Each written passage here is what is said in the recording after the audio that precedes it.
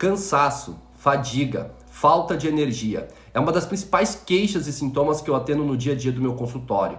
Existe até uma síndrome chamada síndrome da fadiga crônica, que é muito comum na população geral e que tem critérios específicos. Atinge 2 vezes mais mulheres do que homens, principalmente após os 40 anos. Independentemente se a mulher tem ou não a síndrome da fadiga crônica, os critérios, o cansaço, a falta de energia durante o dia a dia é muito debilitante para a saúde mental, para a saúde física, e eu vou falar aqui hoje nesse vídeo 6 principais causas de cansaço ou de fadiga e como a gente pode melhorar esse sintoma. A primeira é a disfunção mitocondrial. Quando falamos em energia, temos que falar em mitocôndrias, porque elas são as usinas de produção de energia em todas as nossas células. E a produção de energia no nosso corpo serve para o nosso metabolismo, para a formação de neurotransmissores, para o equilíbrio hormonal, para nós termos energia para os exercícios físicos e atividades diárias. Toda vez que uma célula produz energia lá na mitocôndria, ela também produz radicais livres. E se essa mitocôndria não estiver funcionando direito, ao haver uma disfunção mitocondrial, essa célula vai ter menor capacidade de produção de energia e vai gerar mais radicais livres. E isso é péssimo para a nossa saúde. E quais os motivos para as mitocôndrias não funcionarem direito? O principal é a idade. Quanto mais velhos nós ficamos, menor a quantidade de mitocôndrias e menor a eficiência delas, elas conseguem produzir menos energia. Os desequilíbrios hormonais, principalmente o hipotireoidismo e a resistência à insulina.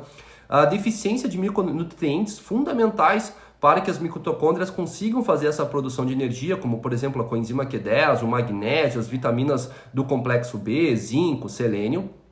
Contaminantes ambientais, agrotóxicos, plásticos, fitalatos, parabenos, todos esses contaminantes eles atrapalham e podem intoxicar as mitocôndrias. E também baixa massa muscular. A gente sabe que quanto melhor a massa muscular, melhor a nossa gênese mitocondrial e mais eficiente para a produção de energia.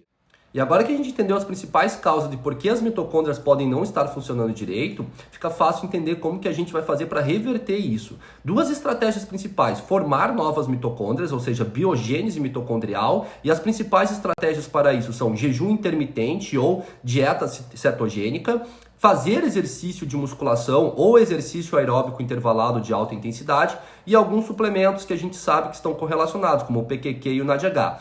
E além de formar novas mitocôndrias, melhorar as que a gente já tem. Isso através de desinflamar, seja corrigindo hipotireoidismo, seja perdendo gordura corporal, exercício físico, alimentação saudável também. E suplementos, os antioxidantes anti-inflamatórios, a cúrcuma, o resveratrol e também cofatores para as mitocôndrias, como coenzima Q10, a L-carnitina e o próprio magnésio. O segundo motivo está diretamente linkado com o primeiro, que é inflamação e estresse oxidativo. Ambos estão não só relacionados com a baixa energia, cansaço, fadiga, mas também diretamente relacionados com todas as doenças crônicas da modernidade, como hipertensão, diabetes, síndrome metabólica, doenças autoimunes, trombose, doenças neurodegenerativas. Então, desinflamar e combater o estresse oxidativo é muito mais do que só melhorar a disposição e energia, mas também prevenir comorbidades. A gente sabe que pessoas inflamadas, elas têm menor capacidade de produção de hormônios, de neurotransmissores, então está relacionado com depressão, com ansiedade e com todas essas patologias, com essa sensação de fadiga e de baixa energia. E para conseguir desinflamar, a gente precisa entender qual que é a causa. São inúmeras que podem estar levando você a estar inflamado e com estresse oxidativo. Então, é o mau sono, é um estresse excessivo, é uma má alimentação, é o excesso de gordura corporal, um sedentarismo, são contaminantes ambientais. O que está te levando a estar inflamada? É o intestino, uma disbiose? E aí a gente tem várias estratégias para melhorar, então, mas a base é o estilo de vida saudável, é melhorar todos esses pilares que eu comentei, e aí eu abro um leque aqui de inúmeros suplementos comprovadamente que combatem estresse oxidativo e inflamação, como eu já falei, a cúrcuma e o resveratrol, mas o próprio ômega 3, a N-acetilcisteína, picnogenol, quercetina, e nutrientes também que indiretamente combatem e ajudam com a inflamação, o zinco, o magnésio, o selênio, o manganês, o complexo B, todos esses são bem importantes. E o terceiro motivo da nossa lista para cansaço é má qualidade do sono. Se você não dormir bem à noite, não repousar, não ter uma boa produção de melatonina, é óbvio e é esperado que durante o dia você vai se sentir cansada, com a cabeça pesada, tendo uma baixa produtividade, a memória e a função cognitivas vão estar alteradas. Então, dormir bem é fundamental. Então, um dos principais pilares no tratamento de fadiga é botar essa paciente para dormir. E aí a gente tem que fazer higiene do sono, então você tem que ter um horário para dormir, um horário para acordar, você tem que diminuir o tempo de tela, se expor menos à luminosidade, fazer uma rotina de autocuidado à noite.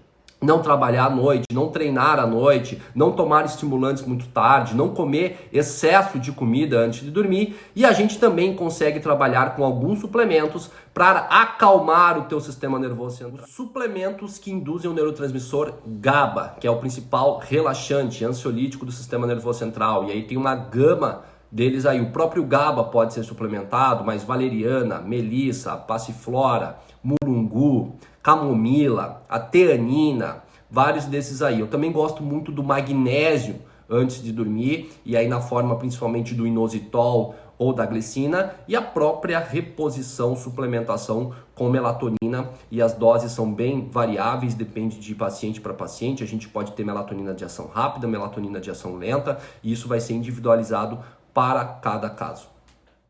E o quarto motivo da nossa lista é o estresse, né? O estresse essencialmente não é uma coisa ruim, mas ele tem que acontecer de uma forma aguda e ser resolvido. O problema é quando o estresse se torna crônico, quando a gente tem estímulos estressores crônicos no nosso dia a dia, levando a alterações na nossa glândula adrenal, aumentando ou diminuindo a produção de cortisol e diminuindo a produção de outros hormônios importantes, e esse desequilíbrio gera uma sensação de cansaço, de fadiga, aquele cansaço ao levantar, né? Aquela pessoa que precisa o tempo inteiro comer ou tomar estimulantes, café.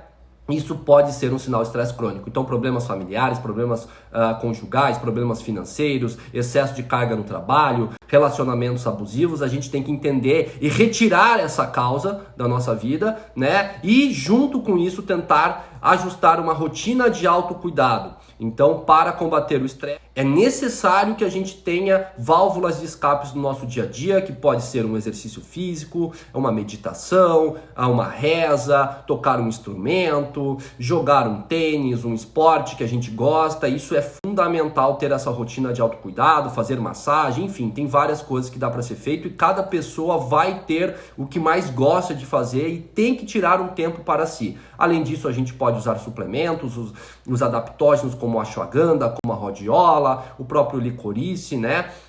Teanina, magnésio para dar o suporte ali para o estresse, que o estresse consome magnésio, vitamina C, vitamina B3, algumas coisas a gente consegue ajudar esse manejo de estresse, mas tirar as causas e ter uma rotina de autocuidado é os principais pilares junto com a suplementação. O quinto motivo da nossa lista é hipotireoidismo ou má função tireoidiana. A gente sabe que os hormônios tireoidianos eles estão envolvidos no nosso metabolismo, na produção de energia pelas mitocôndrias, na função de produção de outros hormônios, como os hormônios sexuais. Então, quando a gente tem uma má função tireoidiana, a gente pode ter sensação de cansaço, de fadiga, metabolismo lento, má digestão, cabelo fraco, unha fraca, a memória fraca, o cognitivo que não está funcionando direito. Então, avaliar a tireoide de mulheres que estão se queixando de baixa energia ou fadiga é fundamental. O problema é que muitas vezes é usado valores só de TSH dentro de um limite, e a gente sabe que só usar o TSH, inclusive eu publiquei isso recentemente, a gente vai falhar muitas vezes. Então a gente tem que avaliar não só o TSH, mas como os autoanticorpos, como os níveis principalmente de T3 e T4 livres, para a gente otimizar a função tireoidiana. Vai muito além só de repor os hormônios, mas a gente tem que avaliar os principais nutrientes que a nossa tireoide utiliza, como por exemplo zinco, selênio, o ferro e o iodo, né? E avaliar se não tem uma causa autoimune, se não estou com um excesso de inflamação, enfim, várias coisas que podem atrapalhar a nossa produção tireoidiana. Então é otimizar tudo que a gente já foi falado aqui, a gente vai também otimizar a nossa tireoide. Por fim, o último e sexto motivo da nossa lista é a deficiência de ferro. O ferro ele é fundamental para levar oxigênio para os tecidos lá na hemoglobina, então ele está envolvido em inúmeros processos fisiológicos, como na produção de energia, no reparo do metabolismo, na produção de hormônios tireoidianos. Ele é um cofator para diversas funções enzimáticas e é por isso que a deficiência de ferro vai dar aquela sensação de baixa energia, intolerância aos exercícios. Então, eu começo a me exercitar e, nossa, eu fico muito cansada. E é muito, mas muito comum em mulheres, seja por uma baixa ingesta, porque as principais fontes, né, mais absorvíveis e disponíveis do ferro é uma fonte animal, né, de carne mesmo, e muitas pacientes comem pouca carne ou até próprias vegetarianas, e as mulheres perdem ferro todos os meses durante o período menstrual, e se ela tiver uma menstruação muito exagerada, ela pode depletar rapidamente. E também durante a gravidez. A gente sabe que as mulheres, elas depletam muito ferro na gestação pelo alto consumo que a gestação exige do ferro.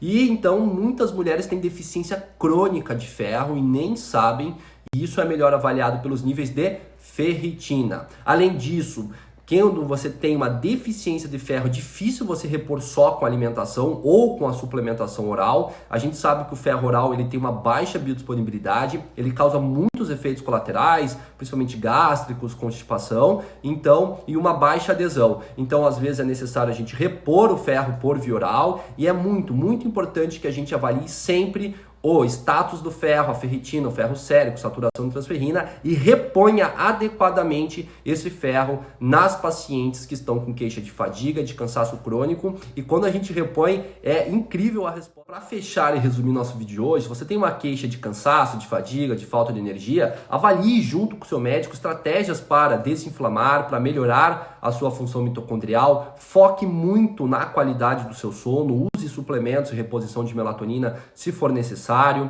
Tenha uma rotina de autocuidado, exclua os gatilhos de estresse do teu dia a dia. Foque bastante em melhorar isso, que você vai sentir melhor em relação à sua energia. E por fim, sempre avalie a função tireoidiana, os hormônios tireoidianos, reponha sempre que necessário, os nutrientes também.